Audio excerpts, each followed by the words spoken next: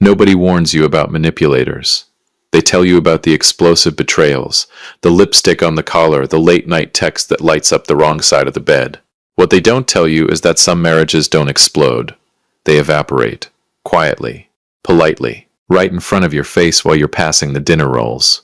My name is Harrison Princeton, and I was married to the most beautiful liar I've ever known. Welcome back to Dad's Sweet Revenge. Grab your snacks, get comfortable, and remember, every villain in these stories thought they were the smartest person in the room. They were not. Subscribe so you never miss a story. Courtney and I met at a mutual friend's cookout in the summer of 2009. She was wearing a yellow sundress and laughing at something that probably wasn't that funny. But her laugh was the kind that made you want to be funny just to hear it again. I was 31, a mid-level project manager at a logistics firm, driving a sensible Toyota and renting a decent 2-bedroom apartment. Nothing spectacular. Nothing flashy. Just Harrison Princeton. Steady, dependable, boring to some, solid to her. Or so I thought. She was 28 and worked as an administrative coordinator at Denise Collins Consulting, a mid-size HR firm. Smart, organized, socially magnetic. We dated for 14 months, and every one of those months felt like a highlight reel. Weekend road trips, cooking disasters that ended in takeout and laughter. Long conversations on the porch that stretched past midnight. I thought I'd found my person. I proposed at a restaurant called the Fig and Flame. Nothing extravagant but thoughtful. Candles, a jazz quartet in the corner, a ring I'd spent 3 months saving for. She cried, said yes, called her mother from the table. We got married in March 2011. I didn't know it then, but I should have paid closer attention to what made her laugh at that cookout. It wasn't a joke. It was a man in a BMW talking about his lake house. The first 2 years were good. Not perfect. Nothing is. But genuinely good. We bought a house in Pearland, south of Houston. 3 bedrooms, a backyard, a neighborhood where people actually waved at you. Courtney planted a garden in the spring of 2012 and abandoned it by June. I didn't know that was a metaphor at the time. The change started sometime around year 3. It was subtle at first. The kind of subtle that, when you look back, you feel stupid for missing. But you don't miss it because you're blind. You miss it because you're trusting someone you love, and trust is just another word for voluntary blindness. She started caring about money differently, not more carefully, more desperately. She'd come home from work and instead of telling me about her day, she'd scroll through Instagram looking at vacation homes in Turks and Caicos and say things like, "People our age shouldn't still be driving Camrys." "I drive a Camry," I said once. "Exactly," she said, not even looking up. I told myself it was stress. She'd been passed over for a promotion at Denise's firm. It stung her pride. I understood that. I gave her space and understanding and all the things good husbands are supposed to give. What I didn't give her was apparently a 6-figure bonus and a corner office. Those were above my pay grade. The bedroom started cooling around year 4, and I want to be careful here, because what came later was designed to make me feel like that was my fault. "You're just not very present," she said one night. We were lying side by side. Ceiling fan turning slowly overhead, that specific silence that married people know, the one that's louder than a fight. "What does that mean?" "It means," she paused, choosing her words or maybe loading them. "It means, sometimes I feel like I'm with someone who's going through the motions." I stared at the ceiling for a long time. "I don't feel that way. I'm right here." You can't cite evidence against someone's emotions, so I apologized, even though I wasn't entirely sure what I was apologizing for. And we went to sleep like 2 countries that had just signed a ceasefire neither side planned to honor. She started working late in the spring of 2015. The firm had brought in a new director, a man named Ryan Richardson. I heard the name casually at first. Ryan thinks the onboarding structure needs to be overhauled. Ryan made a really sharp point in the meeting today. Ryan got us box seats to the Astros game for client appreciation. Ryan. I met him once at a company holiday party that December. Tall, tanned, the kind of jaw that looked chiseled specifically to make other men feel like they assembled themselves wrong. He wore a watch that cost more than my monthly mortgage. He shook my hand with both of his and said, "Courtney talks about you all the time." He smiled when he said it, the kind of smile that says exactly the opposite. I didn't know it yet, but that handshake was Ryan Richardson's way of telling me something I wasn't ready to hear. By 2016, the complaints had evolved from vague feelings into specific accusations. And the primary charge, the one Courtney returned to again and again like a prosecutor who'd found their star exhibit, was my performance in bed. Now, and I cannot stress this enough, this was new information. For the first 4 years of our marriage, there had been no complaints. None.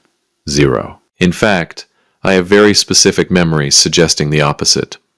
But revisionist history is a specialty of people who need justification for what they've already decided to do.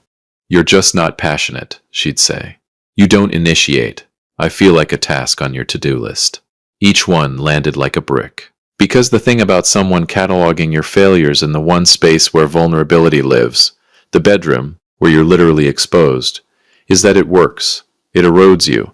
You start to believe it. You start to walk through your own house like a guest who's overstayed his welcome. I suggested counseling. She dismissed it. I don't need to pay someone to tell me what I already know. What she already knew, I was starting to understand, had nothing to do with me. The bedroom performance issue wasn't a problem to solve. It was a story she was building, a narrative she'd need later when she was ready to use it. My friend Paul Terry, the kind of friend who tells you things you're not ready to hear, which is the only kind worth having, sat across from me at a bar in Midtown one Thursday night and said it plainly. Man, the way you're describing this, she's not unhappy with you in bed. She's unhappy with your tax bracket. That's harsh, I said. It's not harsh, it's just arithmetic. Add it up. When did she stop being satisfied? Right around when Richardson showed up. What does Richardson have that you don't? About $400,000 a year and a Rolex. I drank my beer. You don't know that. No, Paul said. But you do. He was right. I did. I'd known for months. I just hadn't let myself say it out loud, because some truths feel like they'll burn your mouth on the way out. I want to tell you that I confronted her, that I said the thing, drew the line, demanded answers. But I didn't. Not yet. Because there's a version of yourself, the one who still believes in the life you built, and you protect that version for as long as you possibly can, even when protecting it means swallowing glass. My sister-in-law's name was Abby Smith. She'd married Courtney's older brother Tom, 2 years after our own wedding. Abby was the kind of woman who sharpened her knives in public and called it personality.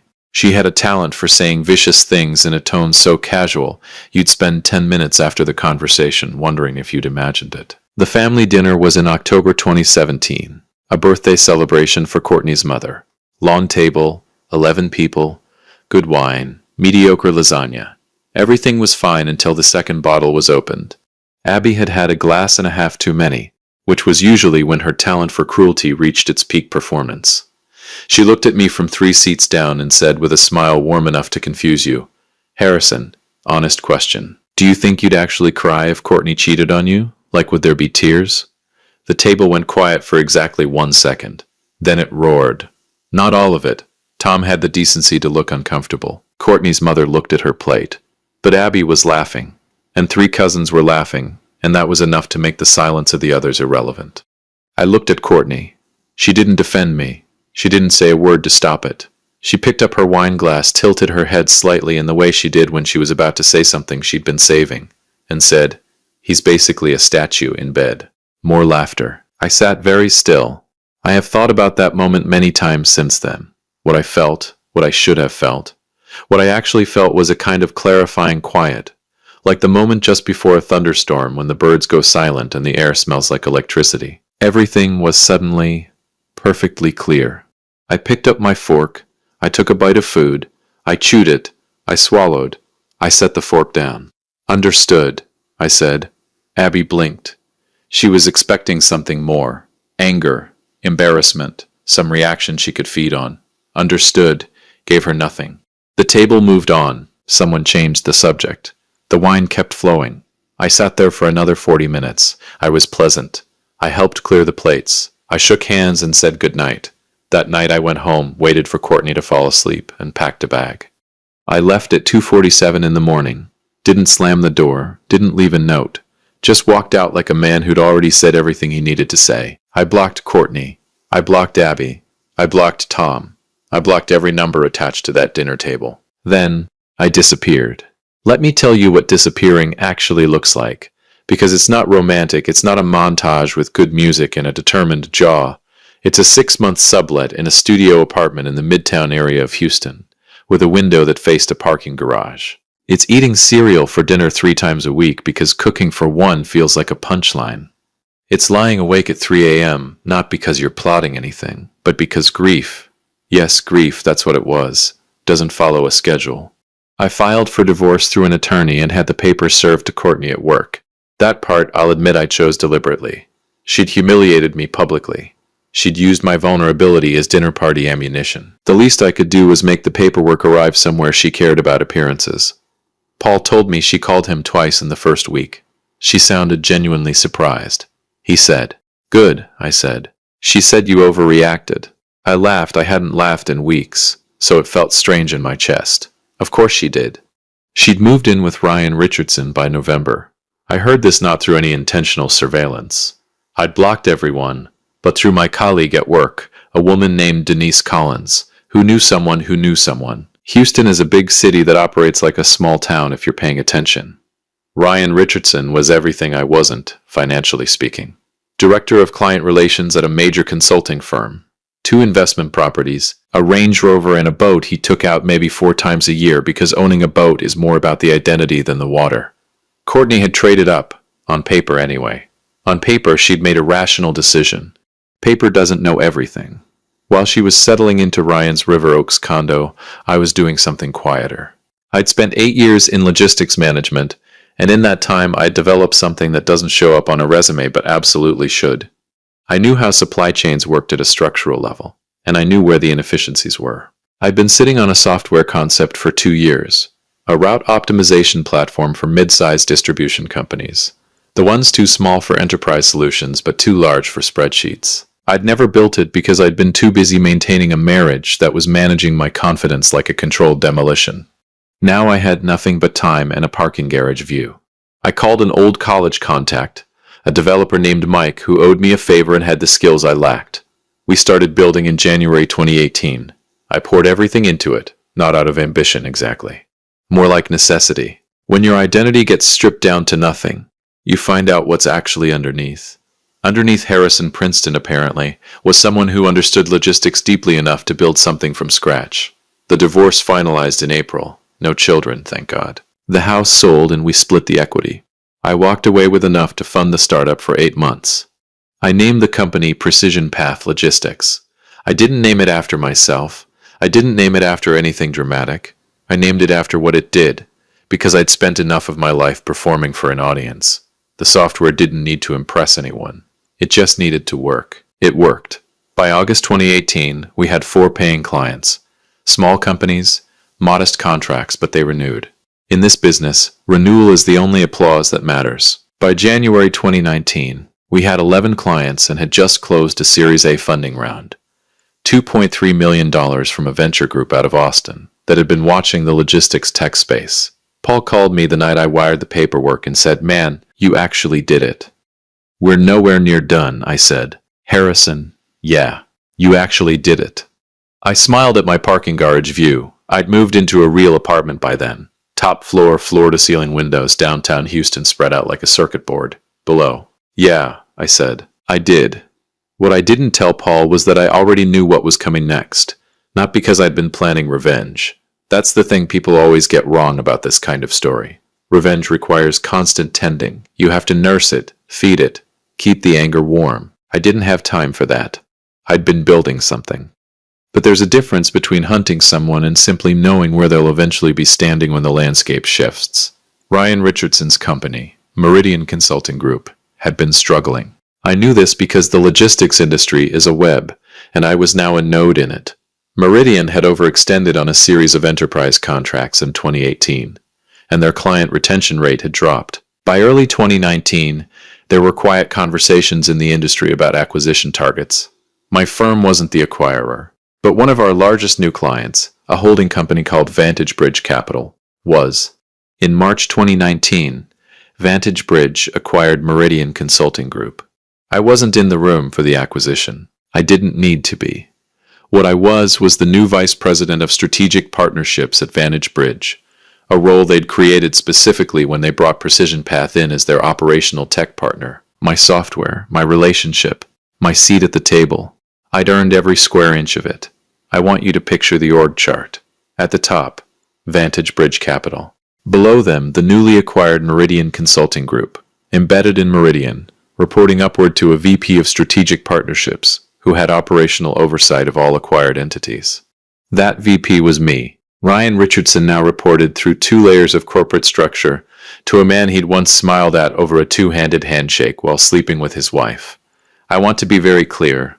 I did not manufacture this.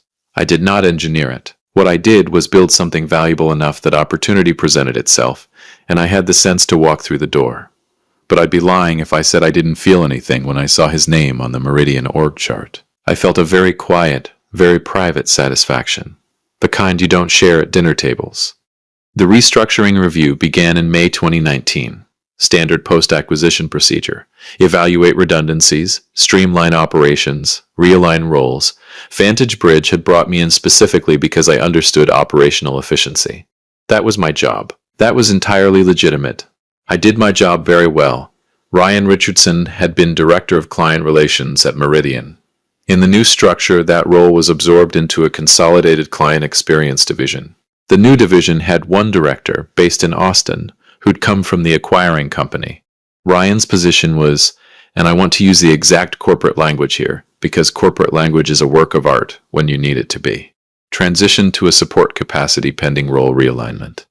What that meant in plain English, he had a desk, a computer, no direct reports, no client contact, no travel budget, and nothing to do except watch other people have meetings through the glass wall of his new office. I didn't fire him. Firing him would have required conversation, documentation, maybe legal exposure. More than that, firing him would have been personal, and people notice when things are personal.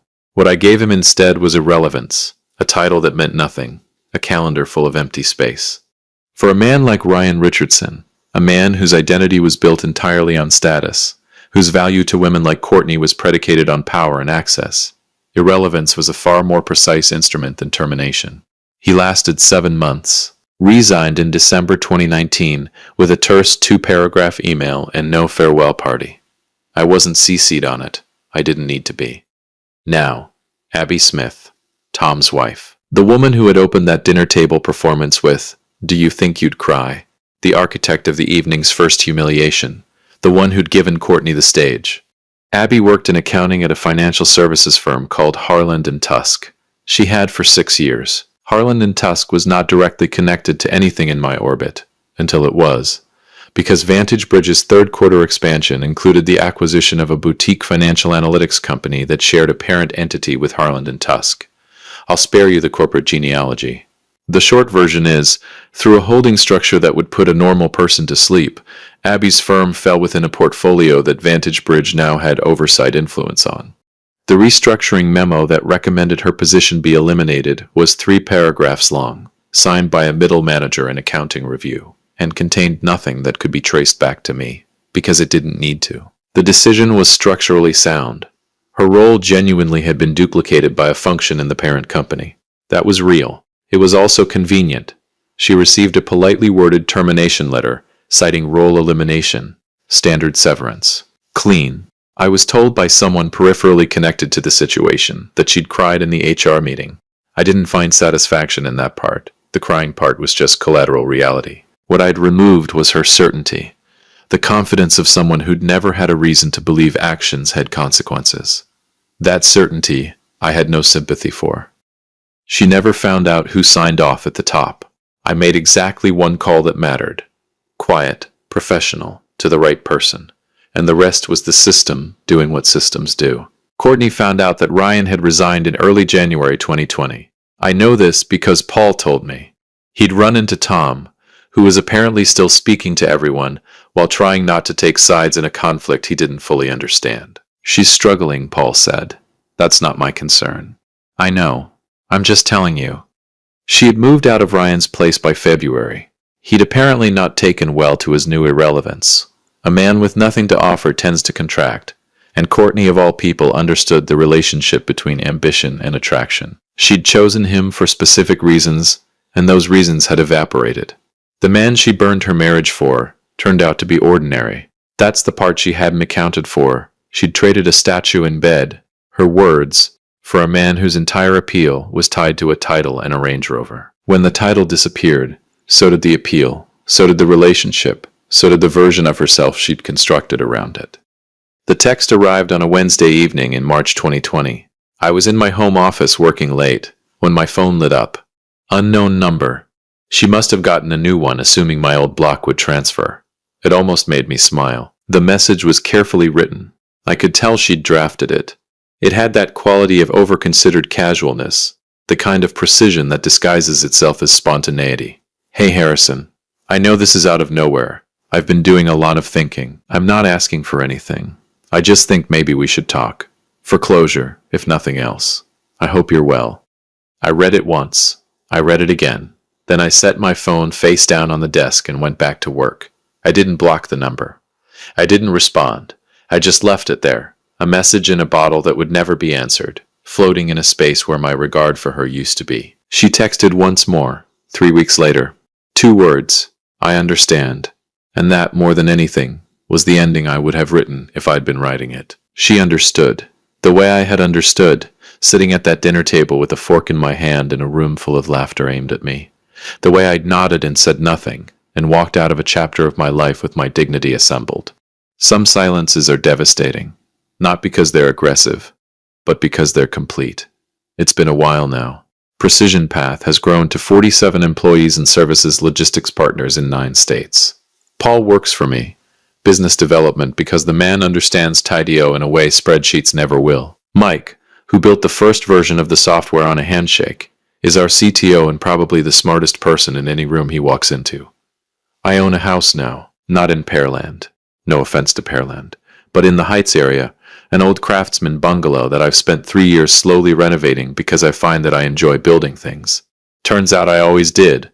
I just needed the right uninterrupted time. I don't hate Courtney. I want to be honest about that, because this kind of story invites a certain kind of ending. The triumphant ex-husband, cold and satisfied and superior. That's not the truth. The truth is more complicated, and I think more human. I grieve the marriage I thought I had. I grieve the version of her I fell in love with at that cookout, in the yellow sundress, laughing too loud.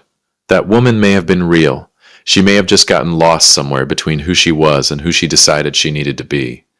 I don't know. What I know is that I sat at a dinner table and heard my wife tell 11 people I was a statue. And I looked around at the laughter, and I decided, very quietly with a fork in my hand, that I was done shrinking. Statues don't move. I moved, and I didn't stop. If you liked this story, join our community by hitting that like button and subscribing for more real, raw, and family-centered stories.